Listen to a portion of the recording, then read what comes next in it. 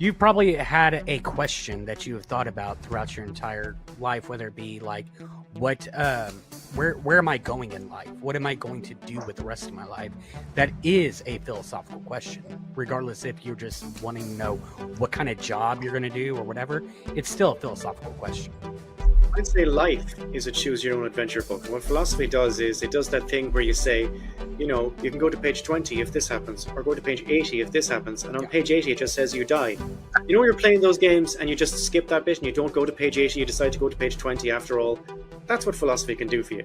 One key trait about philosophy is that there's like unresolved arguments all the time that never can come to a consensus or agreement. It's always disagreements constantly, but that's actually part of a trick that's actually really good. A little bit of philosophy makes you Deepak Chopra. Studying philosophy makes you an alcoholic. Yeah. But the question here, Dave, is, you know, what do you mean by a little? Hello, we made it. We had some technical difficulties. You might notice it looks a little bit wacky in here, but that's because, listen, I made it work. That's all that matters. Hi, everybody. How you doing? Hello. Hello there. How's it going? Success. So you will notice that we've shuffled things around just for today. We had a couple of technical issues, but we managed to work around. We work with what we get. We take what we can give. Don't worry about it. Can I just take a moment to say how amazing Chesh is? Because the original plan and program and streaming software, for some reason, wasn't working. And there's 5 separate feeds, and they all have to be mixed together, and one of them just wasn't connecting properly. And we had to transfer the whole thing over, including 5 separate feeds, mix them properly, do the audio and the intro and everything else, and sync it up. And Chesh managed to do the whole thing in about 40 seconds. Thank you. So yeah, let's just take a moment there. I appreciate when the live production stops working, troubleshooting gets appreciated. Thank you so much. Yeah. No, I appreciate it too. Yeah, that's an awesome mug. Oh, I brought the right mug for today. So everybody, how are you? It's been a month. What's everybody doing? What are you up to? I've been doing a lot of stuff over on TikTok. That's cool. Yeah. You did have that debate. How did that go? I did. It went really, really well. It went well in the fact that the guy I was debating lost, but I feel like I could have done a whole hell of a lot better. I let him goad me into the whole entire definition game, and that took way too long. Yeah. But yeah, no. I like they did a poll and everything to see who won, and I still ended up winning. But yeah, there was that. Now I'm able to actually go live over on TikTok, and I've done 4 lives over there so far. One of them was actually last night into this morning. Is that something you need to earn, being live on TikTok? Yeah, so you have to have so many subscribers or so many followers and all that. I was wondering why you said that. I said okay, but no, apparently it's a thing then. Oh, well done. Okay. Yeah. You have to have so many followers. You have to be in so many lives, I want to say, and then you have to actually go live 3 times. The first time you have to go live for like 30 minutes, and then the next time you only have to do like a minute. And then the third time when you go live for the third time, you get full access to the actual live menu. So they make you jump through some hoops. Full access. Yeah. Do what? You have full access now. Yeah, I have full access now. Oh, well done. They make you jump through some hoops. Oh yeah. That's cool. Well, today we're going to be talking about, since you've been doing debates, we're going to be talking about argumentation. Now, there's a handful of different kinds of argumentation, right? There's like getting into an argument with like just a person about, you know, who didn't stop good enough at the stop sign, right? There's like that kind of argumentation. Then there's like sort of more discussion argumentation. Then there's like technical argumentation where you're like writing your argument down, or you're writing like a thesis styled argumentation where you're trying to like academically demonstrate a point or take down a point, for example. I think Dave would probably be the most experienced with that one. Maybe Barry. What? What now? You guys write more about that stuff than I do, so yeah. Okay. I don't write about it. I think there's a difference between. You see, the problem is when you talk about this kind of thing, argumentation, and people kind of think what you're talking about is debating. Yeah. And you can be a really good debater, someone who does debates, really good at that, and shit at making arguments. Yeah. And that's kind of what happens on Twitter. People get really, really good at doing debate stuff, but they're terrible at just making proper arguments for things. Oh, yeah. Or vice versa. One of the things that I've always noticed, too, is that tend to be that people think that every single argument you get into is like a formal debate that you have to sit there and do XYZ in order to win the debate. And it's like, no, that's not the case at all. Like we're not over here just like one of the things that I always found out whenever I got on Twitter is that everyone's like, you need to answer. Why haven't you answered this thing that I said? And I'm like, yeah, because I don't fucking have to. I don't owe you this. Like what? Well, you couldn't answer me, so that means I'm right because you ran away, you little coward. Yeah, dude, I've known you for like 5 seconds and I've hated every single one of them. I don't want to engage you more. Right. Yeah, there's a big difference between like knowing how to rhetorically navigate a discussion or a debate and actually presenting and making an argument. I think one of the most obvious places this is when you're dealing with like flat earthers. A flat earther doesn't have an argument. A flat earther has, I'm gonna poke holes in what I think you're saying or I'm saying that you're saying. I'm poking holes in the globe as if that presents any real argumentation, and it doesn't. Well, that's another thing. You can win a debate just by making a few smart-ass comments that are funny. Mm-hmm. Even if they don't make much sense. Like, I know I'm probably going to take some flack for this, but Christopher Hitchens did that a lot. Mm-hmm. Oh, he was a phenomenal rhetorician. Yeah, but whether or not he was making the right arguments is kind of secondary at that stage because he was so good at the first bit. Like, he's just brilliant at slapping people to pieces, regardless of what. It's the blood sport part of debate. Sport, well, one of the this part wasn't part of the argument, but like it was a Q&A part of the debate, and somebody came up and was like, "Did you have to make such a title for your book on Islam that was so like horrendous towards the faith?" And just immediately like that, he's like, "Yes." Yeah. And then like that quickness was one of his biggest things. Is like people can sit there and come at him and be like, "Well, what about this, this?" And he can sit there and quickly just be like, "Bam," and then like get the laugh, and then he's like, "Okay, now hold on, let me explain why or whatever." But he was great at just that quick rhetoric. And he's funny. Being quick-witted and smart is very useful, and being able to like think on your feet when you're debating is very, very good. But this is the reason why you'll find a really big difference if you read Hitchens' writing versus reading Dawkins' writing. You're going to find very different things. One being an author, and the other being a biologist, regardless of their personal positions or personal takes, or whether or not they would even still like each other at this point in life. Right? These are just different styles of communicating, and it's not that necessarily one is better than the other. They're just very good for very different things, and very bad in different cases. It's really bad if all you have is rhetorical tricks and no substance, i.e. like your Jordan Peterson. Jordan Peterson has like no fucking substance to what he's saying. He like anytime he says something moderately useful, it's mostly just so bogged down by other shit, and is the most basic thing that you probably learned from Mr. Dressup or Sesame Street, that it's like, what are we doing here? Like, I mean, like his whole entire thing about cleaning your room, like that, like after you boil down all the fucking extra philosophical mumbo jumbo that he adds into it, it boils down to clean your room, which is like, I learned that. Organize your life to feel better about yourself sometimes because you're in a better space, and sometimes that works, and sometimes it rips on a poem that's from the Edo period that has to do with like taking care of yourself, and then taking care of your loved ones, and then taking care of your town, and then taking care of your like city, and then taking care of your nation. Like it's not like somebody else has always come up with the same thing. So without all the additional problematic nonsense. Yeah, and then whenever you actually listen to him, whenever he gets in debates and stuff like that, it's like he wants to do the same thing of bogging it down into defining things, so that way you forget what the fuck your original question was. Because Yeah.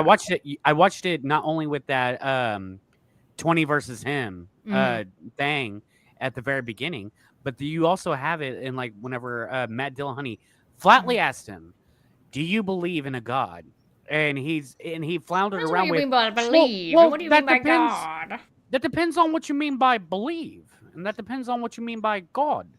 And it's like, Why are we like, here? no, what? Yeah. And if Matt Dillahunty said like no, like what is your definition of God that would that makes you believe in it or something? He'd Or be like, not, yeah. well, you came to this question with an idea of God already in your mind. And so if I don't define God in the way that you already think that a God should be defined as, then like you're going to say that I haven't answered your question. So I need to know what you mean by God. Dude, I gotta say, It's like- Southern Kermit the Frog is amazing. That's pretty good. Yeah.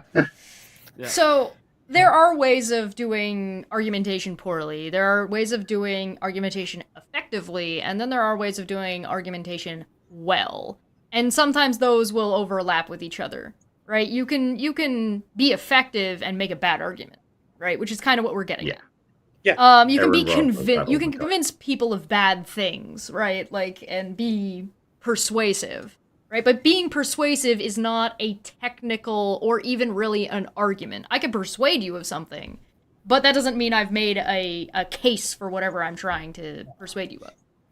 Well, I think- mean, oh, go ahead. Okay. There's two couple things. I think like it's like there's like I guess an ethics or behavior we should always come into. Ethics. Oh, why do I have to behave? But it's like assuming the other person's a faithful actor. Let's just assume that for the first part is that you also want to be one too. But like I also have come up with like an acronym of C.A.R.E. It's making your argument clear, accountable, revisable, and like have an epistemic integrity. Like have I gotta write that concern down for now. truth. Wait. Yes. What do you mean revisable? Revisable? Yeah. If like we're fallible creatures, we have fallible reasoning. So if Oh, somebody no like updating comes- it based on new information. yes. Okay, sorry. Yeah, got it. Yes, exactly. What I have now, an idea of something, like if somebody comes up with something new about it, that, oh my goodness, perfect distraction. Yes. What a baby. Yay. He's a good boy. No, but this has to do with pragmatism on the Pierce side rather than the William James side. Is like being Pierce, clear and accountable. $5. What? Pierce, not you. You owe me $5, Jesh. Mention of Pierce. Son of a bitch. But yeah, no, like just care. Be careful. Have some care in your arguments. Like, Did you come up with the C.A.R.E. acronym? with the help of my good friend ChatGPT and me, yeah. That's fantastic, Obi. I What like it a lot. was the last one for E? Epistemic integrity. That's brilliant. Yeah. Clear argument. I hate the revisable. last one. Epistemic. Yeah, you're working too hard, man. There we go. Oh, Oops, there I you go. spelt it wrong. But All right, It- it's with fine. my big four, like Yeah. being precise, efficient, also accountable and coherent. Like Yeah. that has to do with your models, but like when you're discussing them, you should be clear in how you're discussing them and also stand by them and Nope. be open to revise them. So Yeah. Nope, Chess, you can't back out now. It's definitely epistemic de-integrity. Dintegrity. Yeah. I think it It's helps if you're fine. intellectually curious. And if you're intellectually curious, you actually want to find out things. And you're not really going in there to pummel somebody else if you're trying to have a discussion with them, And you want Yeah. to make an Yeah. effort to try and figure out where they're coming from. Even if you know for a fact they're wrong, you still have to kind of say, well, look, this is what this person thinks. And assuming that they're not fucking insane and they have the same access to the internet that I do, there's something happening that I'd like to know about, it's not about winning. It's about coming to some understanding. Maybe you're wrong, maybe they're wrong, maybe Yeah. both are. So I think that Yeah, it's that's like also it ties into that even if you believe that the other person is dishonest out the gate, sometimes you difficult. need to behave in a way that you make the assumption that they're not and you meet them on that level That's to difficult. either It is. Yeah, you If have you to be in know the they're going to mindset fuck for with it. you, that's difficult because I've given up on conversations where I knew the guy was, and it's always a man. Okay. He knew the guy was trying to fuck with me, or he had no actual ability or willingness to like frame the thing outside of me and him. You know what I mean? Right. Yeah. So if he can't do that, and he's just trying to push a fucking "I hate black people" line or whatever, then there's no point. Yeah, you definitely have to like. It's different depending on whether or not you're having a personal discussion and whether or not you're having a public discussion and like what even the topic is, and like it's something that you have to like agree to. So like for example, you guys have seen that I've been like dunking on this group of people on the internet that are just a bunch of like harassers, right? Yeah. One of them was like, "Oh, come and have a debate with me," and I'm like, "Debate what? That I think you're in contempt of court? Like, what are we debating?" But in that mindset, knowing that I know this person is dishonest and is just trying to fuck with me, I would be willing and able to do that. But it's within this already preset framework that I know what I'm getting into, right? Like, I'm sick to shit of dealing with right-wingers saying, "Oh, I just follow the facts." And then I go to the effort of putting together a fact show, and then at the end of it, they say, "Well, you know, I have a right to my opinion." I'm like, what the fuck? Right. Oh, you cared about the facts, liar. Jesus. And I've done this The other over and over issue is again with how gay stuff, underdetermined with the facts are, trans though. stuff, with race stuff, with all sorts of stuff, and it's just like fucking... I did the same thing on Twitter one time with this MAGA idiot who kept sitting there saying that, well, yeah, no, I like we need to only focus on the facts. I'm like, okay, I came with the fucking receipts. Yeah. And it boiled down to, well, I don't believe that. And it's like, what happened to the fucking facts you were just talking about, my guy? They're not revising themselves, and they're not taking accountability. So Right. So they just have no fucking care at all. no, They're a just have- right-wing extremist, correct. They have no empathy. It's so we've got this C.A.R.E idea, or I guess proposition. Clear argument, revisable, and epistemic integrity. accountable is the A. So Oh, accountable, sorry, I wrote it down wrong. God damn it! Keep going, I'm gonna fix it. Oh lordy. So there was one part that I wanted to talk about a little bit where we were talking about the people who don't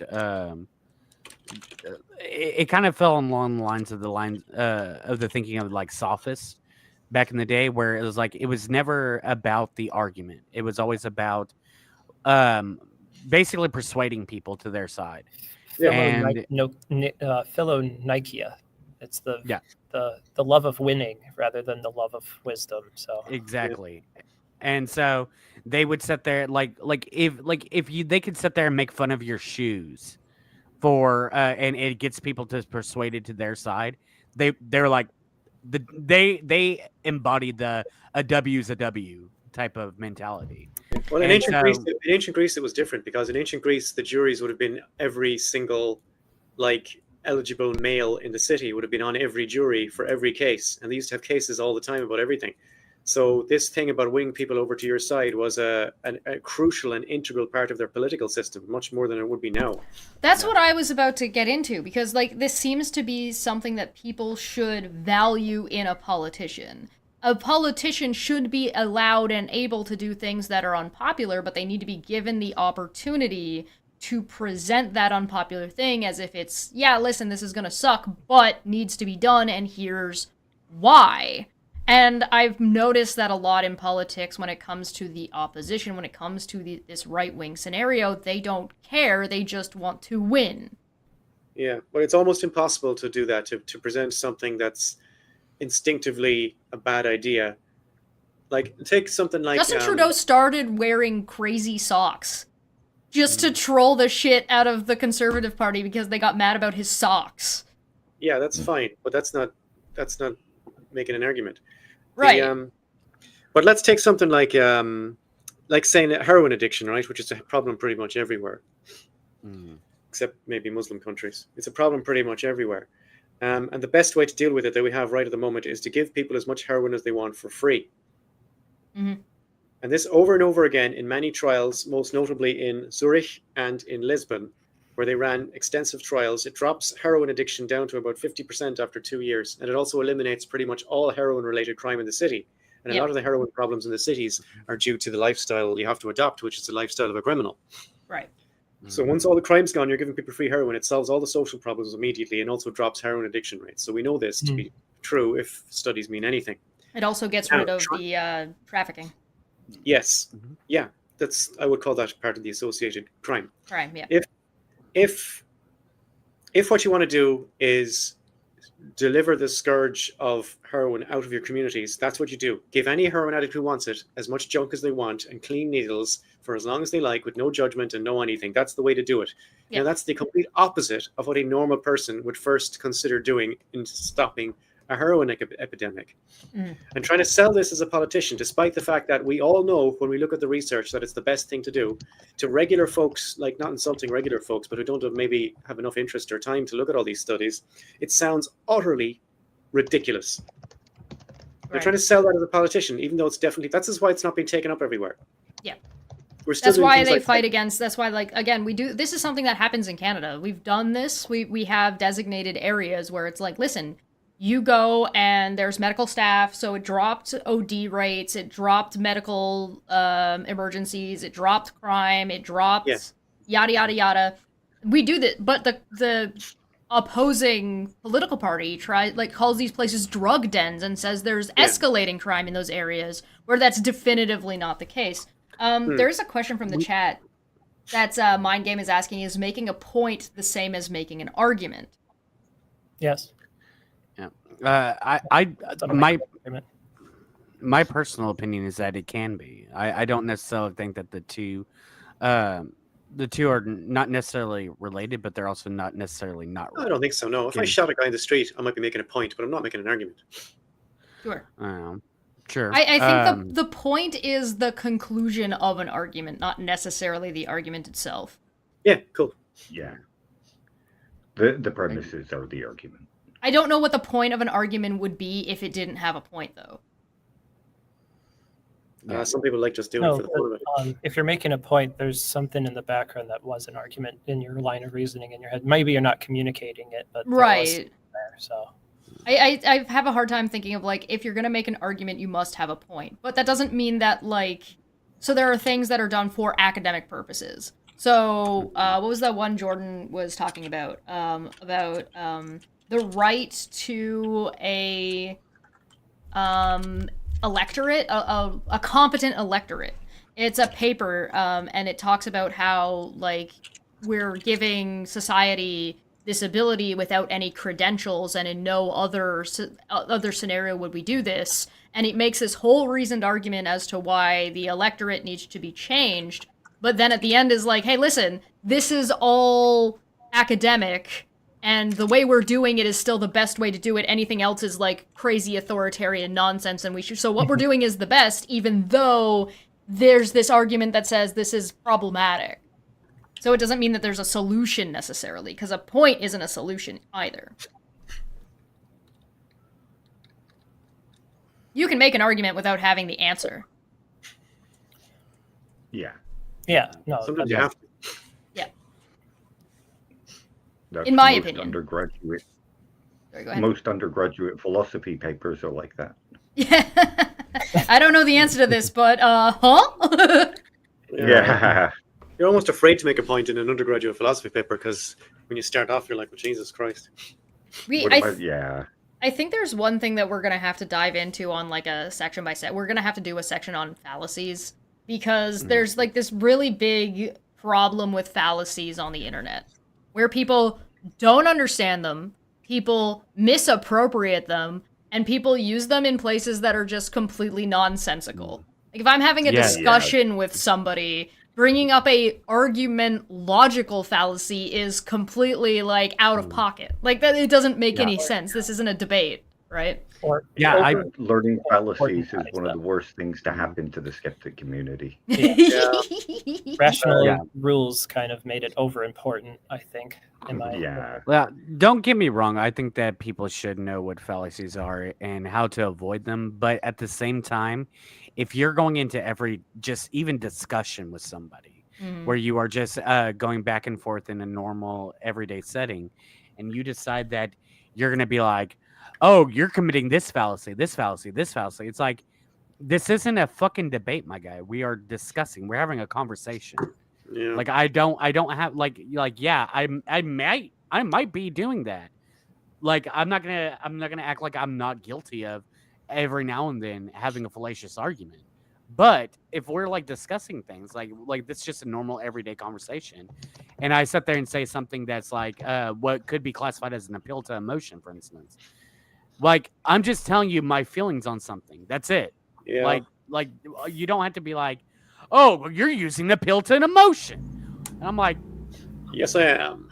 Yes. Maybe I'm a nice guy or too nice of a person when it comes to talking on the internet, but usually if I see somebody making a fallacy, I try to I construct whatever I assume would be the best possible point for them that they're actually trying to communicate to me. Maybe they are like just dishonest as hell, but like I'd be like, all right, what point would they want to make if they were actually trying to make a point, you know? So it's the difference between trying to understand what somebody's saying versus what they're trying to actually communicate to you. I find that people who are going after fallacies like that tend to be not engaging with the topic or what's being discussed or with the person, and they're actually just very surface level, only engaging with the literal words being said, which is not a good way to communicate. It's like an ad hominem. They're not addressing the argument. They're addressing the meta argument of whatever they're not focusing on. Yeah. Another thing that really, really irritates me is like whenever people just are calling out fallacies that are not even happening at the moment. Oh, yeah, it's the like, fallacy. Why? Yeah, the fallacy. Yeah. You're over here like I sit there and say this, and they're like, oh, that's this fallacy. And I'm like, I go, okay, explain to me how. Yeah. And they said, well, you said this. And I'm like, yeah. Where's the fallacy in it? Yeah. And they sit there and said, well, you did it. And I'm like, so you don't know how I did it, but you think I did it. Okay, cool, guy. Thanks for letting me know you don't actually know what the fuck a fallacy is. Well, the point of learning fallacies is to spot the problems in your own arguments, not so you can weaponize them against other people. Yeah. I think that there's a time and place to call them out, and I think it makes sense sometimes, but not certainly at the rate that I see it being used. Like, I was watching C.A.R.E, right? Which will come out on this channel eventually later as a mega video. But I was watching C.A.R.E, but he was debating. He was supposed to be debating, and I'm like, well, that's just whataboutism, because he doesn't want to address the point, so he's using it to deflect. But if somebody was having a discussion, and they said, okay, well, you're saying this about this, but what about this? They're not trying to do whataboutism. They're trying to say, okay, but how do we take what you're saying and apply it over here? Does it still work? And the answer is sometimes yes and sometimes no. It's a question about consistency at that point. I think almost not a lot of fallacies are like that. Like I was accused of using the fallacy of appeal to authority because I did in fact appeal to an authority. Right. And I defended that that's an appropriate thing to do because that person wasn't an authority. And they say, oh, you're doing an appeal to authority. I said, yeah. Well, then you're doing a fallacy. So I don't think so. No, there is a proper appeal to authority and an improper appeal to authority. But if you're not having a proper discussion, then it's irrelevant. Or on top of that, like same with an appeal to emotion. It's okay to appeal to emotion. Those are things that exist, especially if you're having discussions. Like, it makes complete sense to be appealing, or if you're trying to persuade somebody. If you're trying to persuade somebody of something, it makes complete sense to appeal to, oh, but what if this happened to you or your daughter? Like, is that fallacious reasoning for why something is wrong? Maybe, but is it persuasive? And a reason why somebody might want to listen?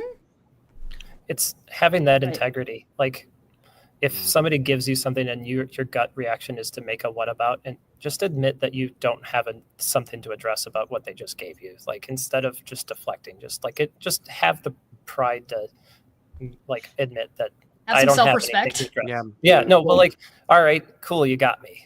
Like, you know. I'll often try to understand someone else's arguments in terms of something else, but I'm not deflecting. I'm just trying to reframe it with some of the variables just to see like if it still holds up, you know? Oh yeah. Another thing that I'm sorry. I just want to say that another thing that I dislike is like whenever you are actually in a debate and you do the appeal, like the appeal to emotion is fine and all that, but like when you're in an actual debate, and you're trying to appeal to emotion, at that point you're not like you're talking past your interlocutor. You're not talking to him. Say again, Ron. I said that you're not talking to your interlocutor. Oh, interlocutor, yes. Yeah, you're talking past them to persuade an audience member to be like I see this a lot in like the abortion debates where like people are like, it's a baby, you're gonna try to harm and you want to justify the death of babies, and it's like, dude, like you're talking to me, stop talking to the audience. And stop trying to frame me as a immoral bad person because you're trying to frame it that way. You're defining it into a problem. Well, I was campaigning to legalize abortion in Ireland a few years ago, and people would say this all the time, why are you killing babies and so on. And I got sick of trying to explain, so I just said, look, I actually hate babies, and I do want to kill them all, and the only problem I have with this legislation is that it gives women a choice. The classic sarcastic answer. Like the abortion debate is actually a really good debate. I should because like sometimes it's a debate and a lot of times it's not. It's just people screeching at each other off of moral high grounds that they don't actually have. And there's this issue with abortion in particular is because none of the arguments for abortion or against abortion are actually very good. They're just not very good arguments because you're picking between two shitty options. Like, it's all bad. It's designed to perpetuate so that there's always an electorate picking either side. So. Well, in America, yes. Yeah. But there's even if you're like looking at it online, you're looking at people from other countries and other rhetoric based around it, is that it's very much like it's a little bit absurd. Like if you are able to like kind of separate yourself out and sort of just watch it for a minute, it's pretty much all the arguments are bad. And it's because neither side likes to acknowledge what the actual issue is, and the issue is actually priority. You gotta pick one life over another. In the campaign, there were different issues other than that. Mm-hmm. Like we spoke to some women who had a thing called fatal fetal abnormality, which is when your little baby there in your side you goes all fucked up and it's kind of effectively dead. And it's as if you decide to birth it at some point, it's going to just pop out. And women were not allowed to have abortions under those circumstances. They were forced to carry this thing that was pretty much dead inside them. Mm-hmm. It was gross what the Irish government was making them do. Yeah. So sometimes it's not really about, there was a whole bunch of things like that. And then people would say to me, oh yeah, they're just the hard cases, the exceptions, And I was like, yeah, real life is made up of a bunch of exceptions. Yep. And that's just real life. And in real life, these women had to leave the country. Like in my country, some of you might know this, Dave might know this. In my country, we had a famous case of a 14-year-old girl, say, and she got raped by some 50-year-old guy. And her parents asked the cops, went to a police station and said, look, we're going to get her an abortion in England. Can we use the tissue sample from whatever comes out of her as evidence against this fucking monster who raped my daughter, right? Right. Valid question. So our Department of Justice in this country, Ireland, the Republic of Ireland, right? We immediately snapped into action and a high court judge signed an order banning her from travel. Yeah. So she was not able to leave the country, never mind to get an abortion, but for any other reason. Now, as it turns out, that girl was okay. They smuggled her out, or she had a miscarriage or something. But that's the level. Yeah. So it's not really so much about priorities. It's more about there's other things that play a part. It is priorities sometimes. Fair enough.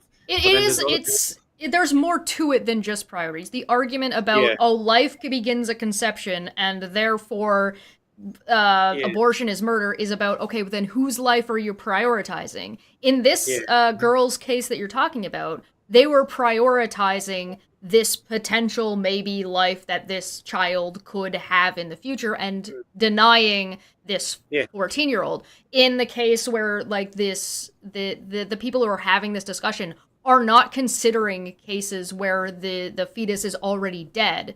because they don't view that as a dead person. They just view that as, oh, but that's not real, and oh, also blah, blah, blah, blah, blah. Or if we allow that, we're willing to make this woman sacrifice to ensure that these other babies can't be aborted, right? It's really fucked up, but there's like, the arguments are really bad. The positioning is really bad, but... If another thing we used to say was, if I want my organs after death used to save somebody's life, they need my consent to do that. I have to sign a form saying somebody who really needs my kidneys can have them after I'm dead. Even if they really, really need them, you still need my consent. And what we're trying to do in Ireland, we're saying, well, is there any way we could get rights now? For all we want for alive women is the same rights as dead Barry has. Yeah. The best argument I think I've managed to put together for legalizing abortion is twofold. Well, I guess threefold. One, you make it about priority. Stop arguing about when life begins. It's a waste of time. Because that's a belief, not like a fucking technical anything. It doesn't matter. So the conversation is about priority. Second is if you want to treat a fetus as a person and give it all the rights in America, for example, that any person has, then you should be pro-abortion, because you can't hit somebody. You don't have that right. So therefore, a person isn't allowed to suck the life out of another person or live as part of them if they don't want that. So you're not allowed to do that, just on base bodily autonomy. And then third off, you have this like whole issue of that every single situation is so much of a variable that you can't remove it.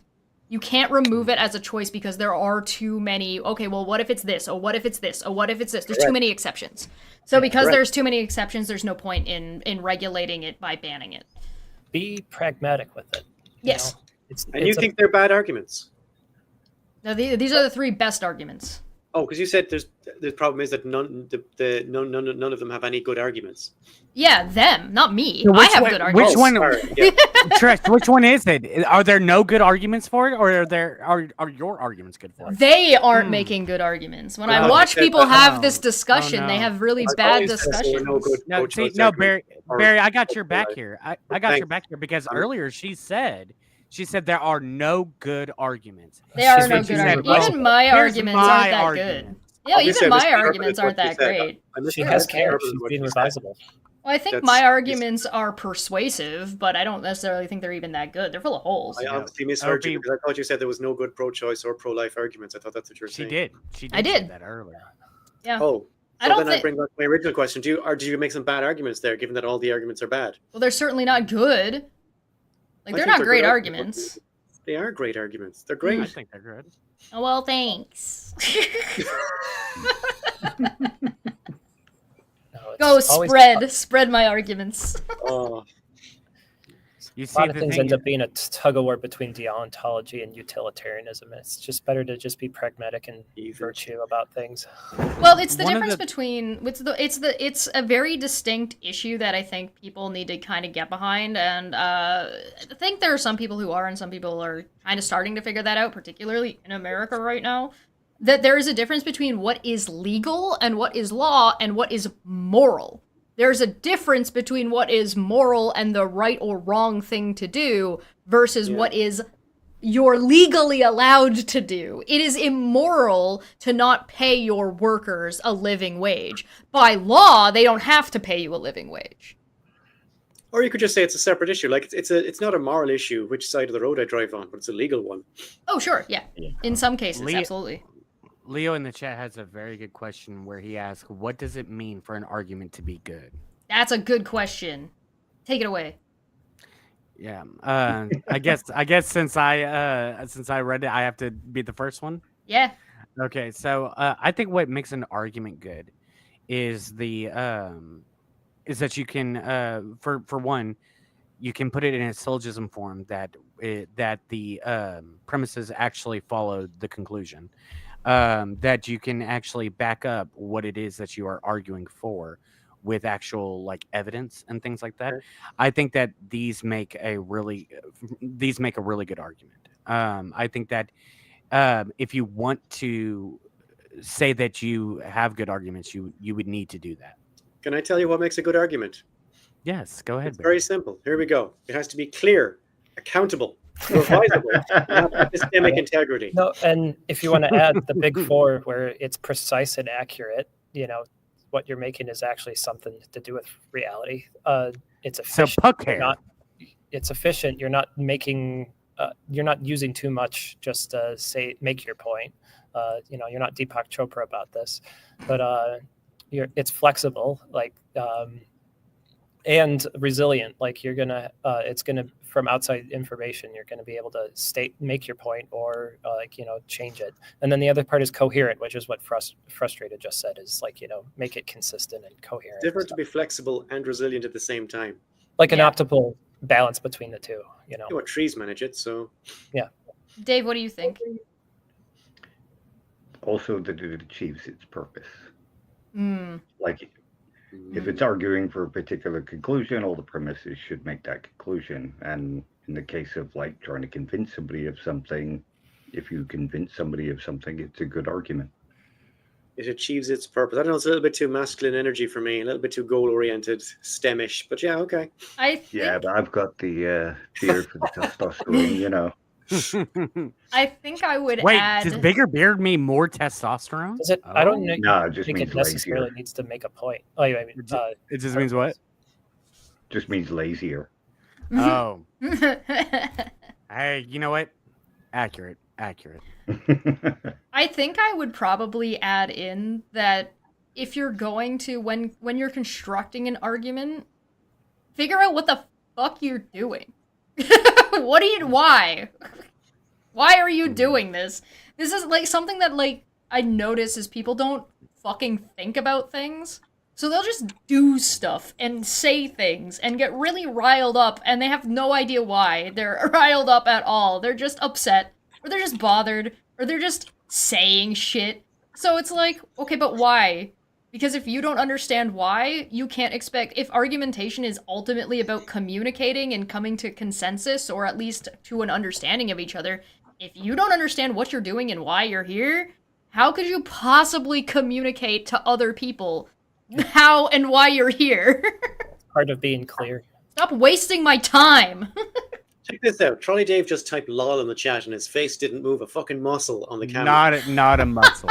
Just typing He the did word not. lol. He did not. LOL.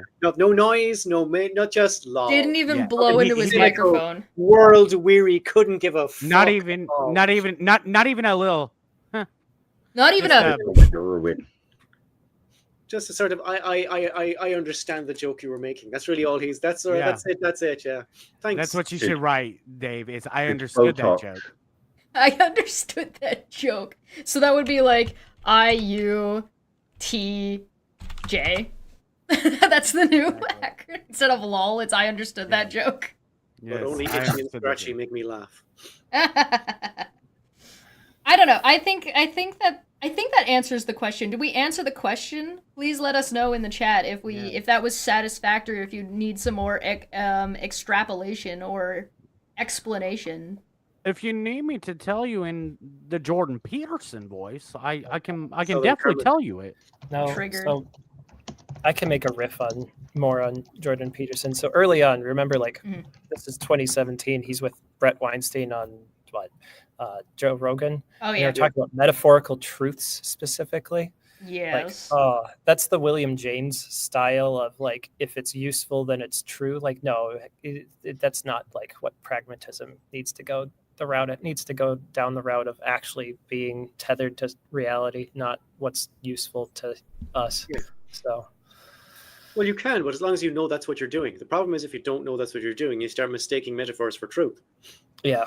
But we do it all the time. But I don't mind. I have no objection to saying this is metaphorically true. This is true in a metaphorical way, like fairy stories. Instead of saying don't go into the woods, say Red Riding Hood got eaten by a wolf or something. That's fine. I have no problem with that.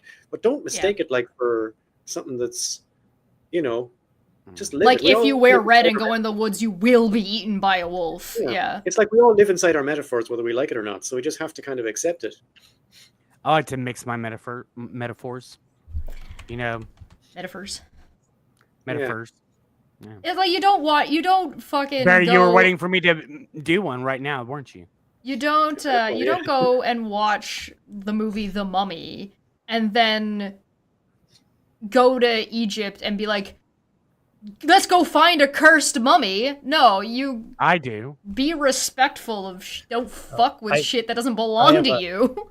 I want to go and find cursed mummies, Chesh. Don't ruin my dreams here. Well, don't go to Egypt. Go to where they Yeah. are, the British Museum. Yeah. Yeah, where all the mummies end up. Yeah, Great Russell Street in out past Tottenham Court. Isn't there supposed to be some burial ground that Donald Trump just bought recently that he's planning on paving and putting a tower up Probably. somewhere? Go there. see That's going to be this- full of see- In curses. this movie, it doesn't end well. Yeah. Caroline, Look, Caroline. I just got word from the British Museum. They want to inform everyone that they did not steal those artifacts. They are preserving them. Oh yeah, of course. Repatriation is a very common thing when it comes to all kinds of things found, artifacts or fossils. So Go to the Good British Museum God. quickly before they have to give back all the stuff. no, but back on that, I just hold truth to a higher pedestal where like a metaphorical thing is a useful belief, but it doesn't necessarily make it knowledge or truth. Oh So no, but like we don't have access to any pure knowledge, you know. Well, Well, Opie, Any I have a base question reality. for How would we you. ever know? We can't. We don't have access to the information we would need to say whether anything is 100% true because we just don't know. At the end, No. all we can say is this is the process we have for finding things out that has replicable results. I'm not asking for Cartesian certainty on anything. No, that's Well then. yeah. Opie, I have a question for you. Yeah. What is it that you mean by true? Exactly. Look, I made Chesh leave. Yeah. Oh, I left. She'll be back. There's when it comes to like, I think you touched on something that's a little bit important to acknowledge as well, and like a little bit of humble pie that everybody should be having whenever they're discussing anything. Anytime you're having like a debate or discussion, you are in fact dealing with it inside of the scope of what we can even maybe know. Right, so everything we're discussing can only be so accurate as to our experiences to a degree. It doesn't make it useless. It just means we're all figuring it out as a society collectively and as individuals. But on That's top the of that, that's the Wittgenstein argument. go on. Whereof we cannot speak, thereof we must remain silent. Not that it's not worth having the opinion or thinking about it or talking about it, but there's just no point.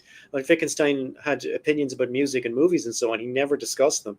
He never discussed his belief in God, and he was a committed Christian.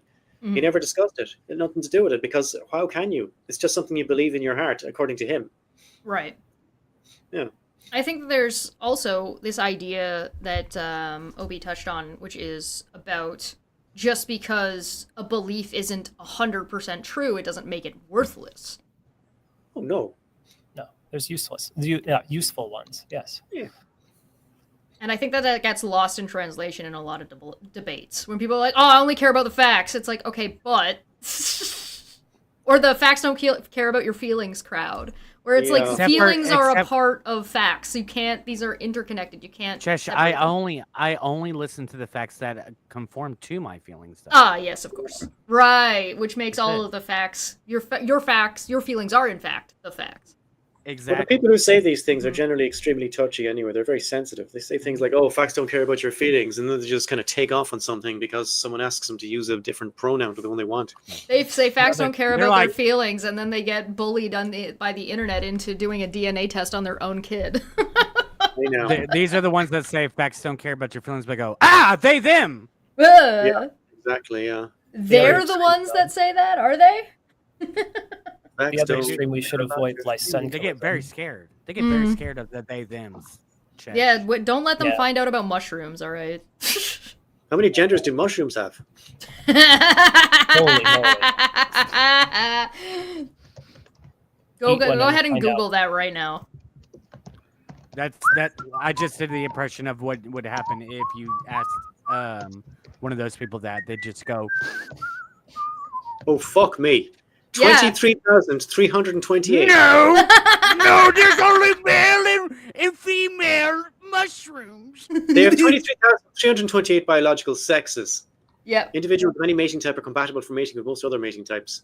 Yeah, It's called schizophylum commune, split gill commune. 23,000 biological species. That's going to be hard from the pronoun point of view, isn't it? Yeah, Very now hard. it gets extra difficult because guess how much mushroom and how much fungus is in your body right now. I'm not Dave- interested in talking about that because for legal reasons. So For legal reasons. So There's much actually- fungus! There is Sure. actually a Like terrible one that like metastasizes in people's bodies, and it's like endometriosis, but the whole body, and it's just fungus. and it's audiosis. Dave told a really funny joke, but also it's a very valid thing. He said, "I don't use preferred pronouns." Also, it's the Gulf of America now. Yeah. Yeah. It's so funny how they're all about it's name. nearby you. We need to we it's okay to dead name trans people, but also if you don't use a Gulf of America now, you are un-American. How dare you? How you dare you dead name the Gulf? I do like they like to identify as patriots.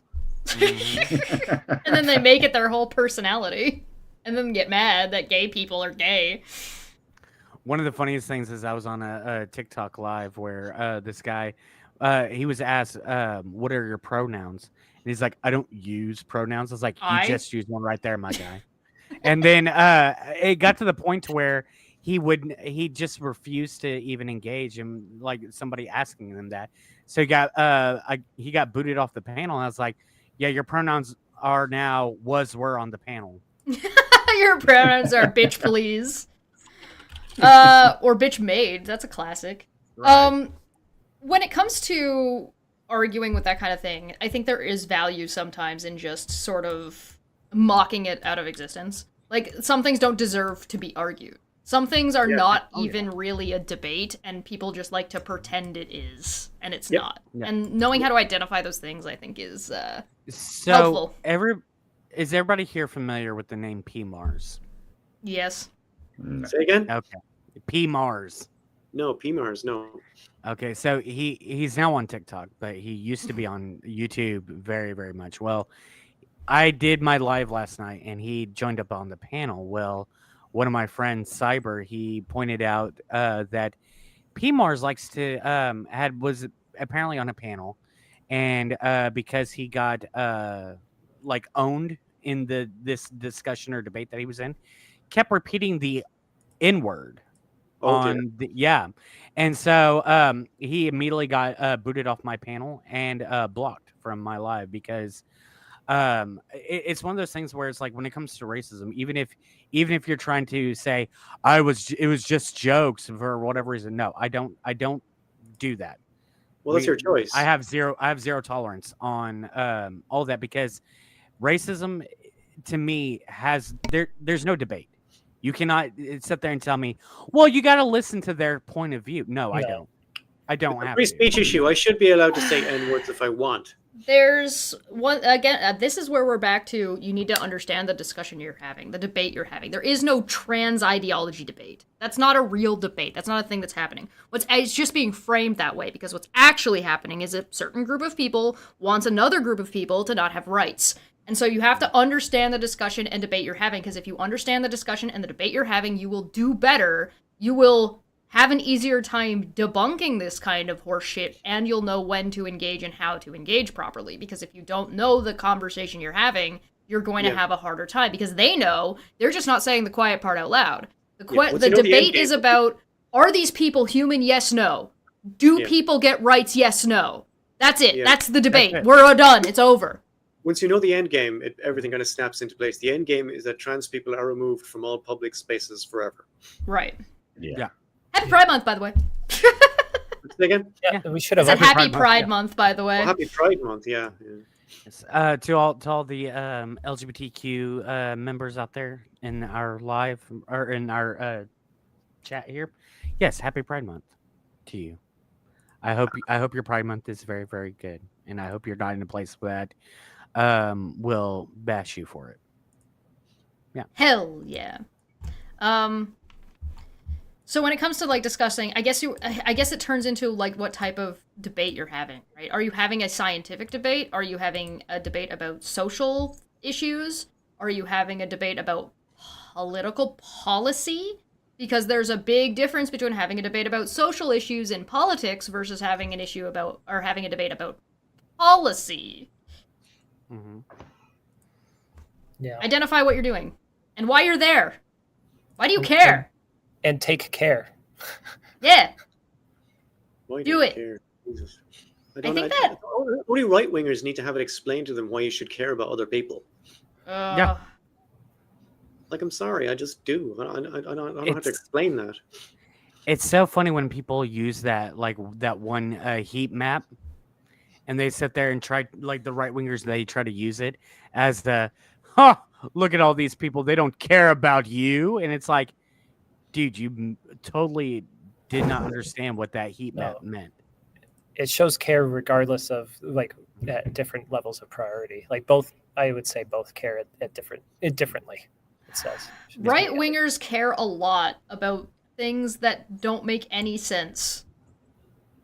Like they care about I don't even know if I want to say they care about the wrong things, because I think it depends on what kind of right wing extremist you're talking about. Well, so the thing is like, if you look at the same heat map thing, whenever it came to people's political leanings, it showed that left-leaning people care about larger groups of people, and they include even animals and other people in what they care about. Whereas the right-wing people, they mainly focus on them, their families, the people immediately around them. Yep, they get it when you say family stuff. When you phrase it in terms of their own family, they understand a lot of the left-wing positions. Yeah. So if you take every single left-wing position and just phrase it as, like Barry said, like family, they'd be like, oh yeah, I agree with that completely, 100%. The other way to do it is to, instead of framing it as blue or red, you just frame it as a policy independent. And you just say, hey, what do you think about the gap in wages? And they'll be like, oh, I think wages need to go up. I think they're stagnating. I think that's a problem. And you're like, great. This blue guy. No, as a matter of fact, Jordan Klepper did exactly that. What he did was he sat there and said that he goes, so Biden wanted to, this is one of Biden's policies that he wanted to put in place. And the person he was talking to was like, that's horrendous. That is horrendous. That is horrible. That is a terrible policy. And then he's like, oh, wait, hold on. And he's reading this paper and he goes, oh, I'm sorry, that was a Trump policy. And the guy was like, well, it makes a lot of sense. It's start to notice that the colors swap depending on which country you're in, but it ends up being like conservatism is just progress with breaks on it. It ends up being, you end up seeing that like they end up adopting the same policies later on, just sometimes too late. The help could have been used later, sooner than later. That's what conservatives are supposed to do. Right-wing authoritarians, on the other hand, do a lot of rolling back of rights. This is what we're seeing in America. Reactionary rather than, you can get Republicans to sign on to pretty much everything in socialism, as long as you don't use the word socialism. Yeah, because they don't know what it means. They don't know what it means. They don't understand it. But if you explain it like policy by policy and say, well, this is what happens and this is who ran your healthcare bills, and what we have is a managed pool of risk. Don't say health insurance. A managed pool of risk. Yeah. Use definitions or whatever. What things? Just describe what's happening. I'm serious. They will sign up for it. They think socialism is fine. Barry, the funniest thing is like you can even extend that to communism. Yes. Like the thing is if you sit there and say, do you think that workers should own part of the product that they make because they're working hard on that? They'd be like, absolutely, and you're like, congratulations, comrade. I've seen an episode of the A-Team, which was primetime US thing, where the campesinos were being fucked around by some guy in the southern states, and the A-Team went down and they fucked them up, and now the campesinos are in charge of the factory, and the end of that is like a good thing. You're like, yeah, I know. There is and this is the shift, right? This is the difference between having a debate about policy versus the rhetoric and being persuasive. You need the rhetoric to be persuasive so you can make the argument, so that way you can make progress in whatever it is that you're trying to make progress in. I would say the rhetoric is to catch the attention while the substance is the argument. Yes, being persuasive is all about rhetoric and not about substance. However, it is hard to be persuasive effectively if you don't have. So, like, The for example, substance. right wingers are complaining about something and they're right about what they're complaining about. But the substance into how to fix the problem is not in the Republican Party in America right now. Right? You know what it reminds me of? Mhm. It reminds me of that episode of SpongeBob, whenever Patrick sits there and says, "Why don't we just push the city over to the left?" Yeah, let's just take that and move it over there. Exactly, and that's exactly what the right wing is doing. They sit there and they're like, "Yes, there's an issue," and like the solution is, and it's usually something that I either doesn't work, Complete non or it's sequitur. just- Yeah. yeah, or it just is like it's just dumb. Like you listen to it and you're like, that's your solution. That's what you suggest we do. Really? Yeah. Well, we should look to wrap up here. We'll probably go into maybe some more examples in the future about maybe some of the fallacy definitions and how to use them properly versus how to not use them properly. Or maybe we'll all bring an argument about something and we'll all poke holes in it and be like, that's a bad argument, this is a good argument. Oh, That's- no, I'm not doing that. I'm not going to show up for that. Why not? If somebody tear me apart, no, man, I get that for free on Twitter every day. Fuck that. Well, I'll try to persuade Barry That- with some argumentation. That's Barry. That's me tearing Barry apart on Twitter. Yeah, being brought to heel by the true master. Thank you so much for joining us. I hope you had a good time. Like, share, subscribe, all that good stuff. Find everybody's links in the description below. We appreciate you, and happy Pride, and we'll see you next time. Bye-bye! Is this gonna work? We're gonna find out. Opie's waving, you just can't see him. Yeah. You've probably had a question that you have thought about throughout your entire life, whether it be like, where am I going in life? What am I going to do with the rest of my life? That is a philosophical question, regardless if you're just wanting to know what kind of job you're going to do or whatever. It's still a philosophical question.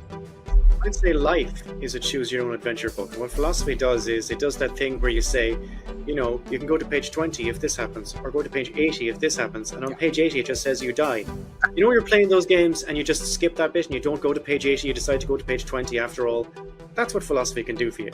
One key trait about philosophy is that there's like unresolved arguments all the time that never can come to a consensus or agreement. It's always disagreements constantly. But that's actually part of a trick that's actually really good. A little bit of philosophy makes you Deepak Chopra. Studying philosophy Yeah. makes you an alcoholic. Yeah. But the question here, Dave, is, what do you mean by a little?